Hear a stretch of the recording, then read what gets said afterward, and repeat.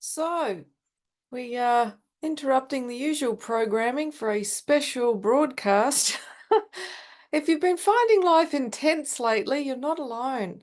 Um, I thought initially it was just, us coming out of eclipse season into a full moon in Aries, and here in the Northern Hemisphere, we've entered the dark time of the seasonal wheel. In fact, we're coming up to Samhain, which was later changed to All Hallows Eve. So this is when the shadow looms up, i.e., you know, just like in the afternoon, young children are more tired and more prone to be irritable. As the solar light wanes, we are more prone to have our insecurities and our wound surface to be journeyed, which is why in the ancient world people would go to mystery schools for initiation during the darker months of autumn and winter. If that wasn't enough, we have now entered into Scorpio season. So the sun has transited into Scorpio, which is the sign of transmutation, transformation, and that's usually through some form of intense emotional experience. It's like being put in the crucible so that we combust through intense feeling, like the phoenix rising from the ashes, because Scorpio is the sign of death and rebirth. So happy birthday to the Scorpios out there, but it's a rebirth for everybody. In the hero's journey, this is the time when we face the supreme ordeal. Yeah, this is the time when we face our greatest fears. And in the labors of Hercules, this is when he was wrestling with the nine-headed Hydra. So it's a quite intense time as it is. If that wasn't all, oh great, we're having a hot flush as I'm speaking about it. Um, if that wasn't all, um, we are now experiencing something called the solar Maximus, which, you know, it sounds like something from Monty Python, if you ask me, like Biggest Dickus or something, but there you have it. And what is that? Well, the solar Maximus is part of the sun's 11-year cycle. And this is when the sun experiences a pole shift. So there is an acceleration of solar activity, coronal flares, solar storms, and solar flares. We had one X flare 3 weeks ago, and we've just had another one.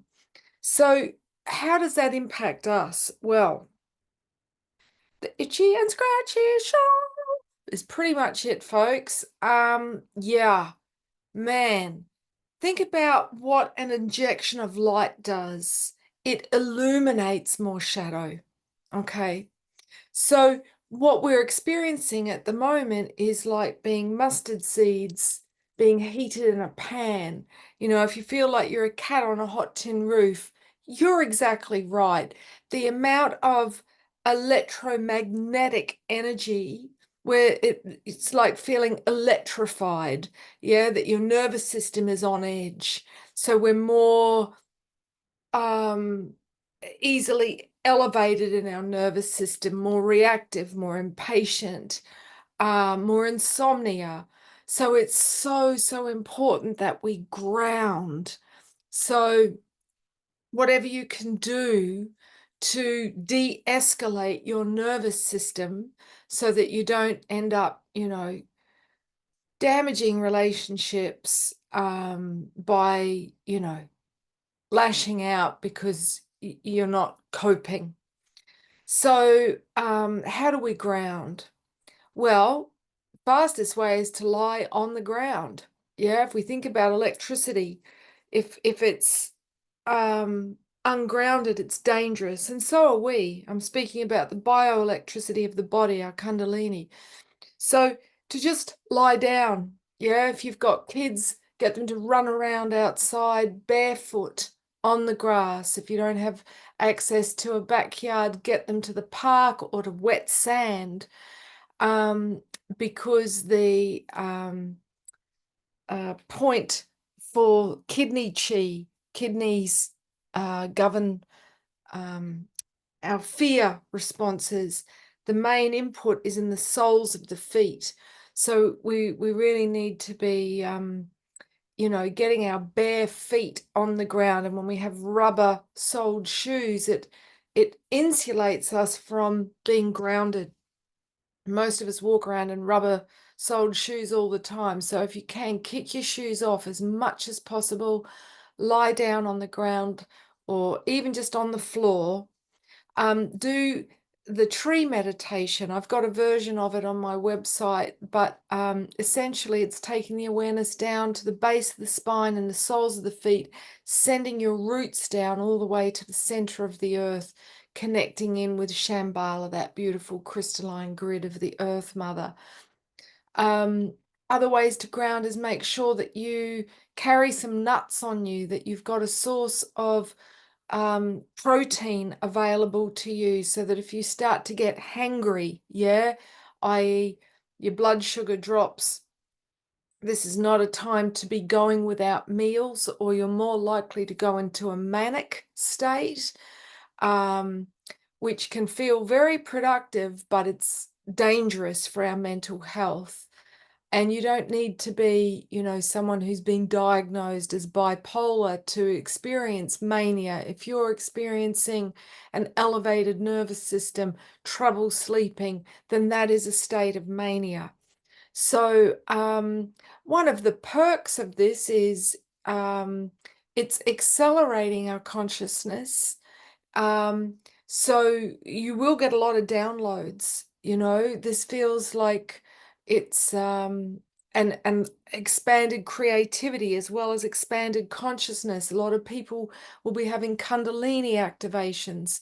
So it's very, very important to stay grounded so you don't end up having what's called a Kundalini emergence or psychotic episode where you think you're Jesus or Mary Magdalene and or Flash Gordon, because you've wigged out. You're no longer able to integrate cognitively, rationally, what you're downloading from the higher realms of consciousness, the higher dimensions.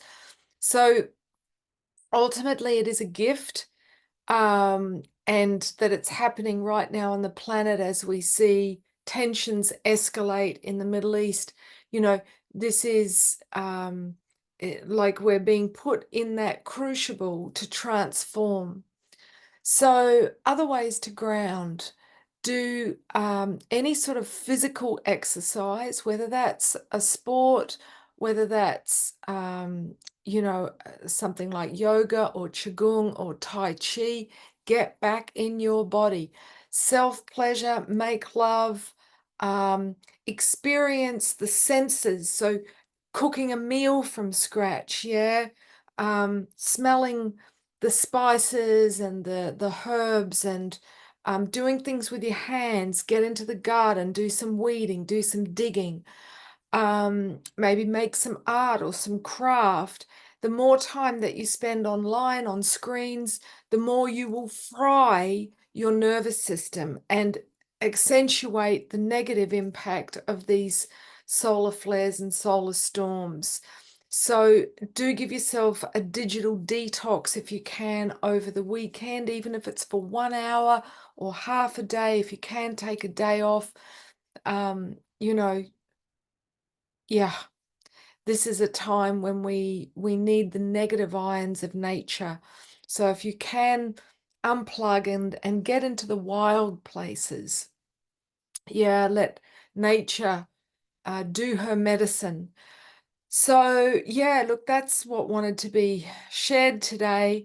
You might also find that, it brings up intense emotion. I know I spent, gosh, an hour and a half sobbing in the bath before bed, and then got woken up in the middle of the night sobbing for another hour and a half.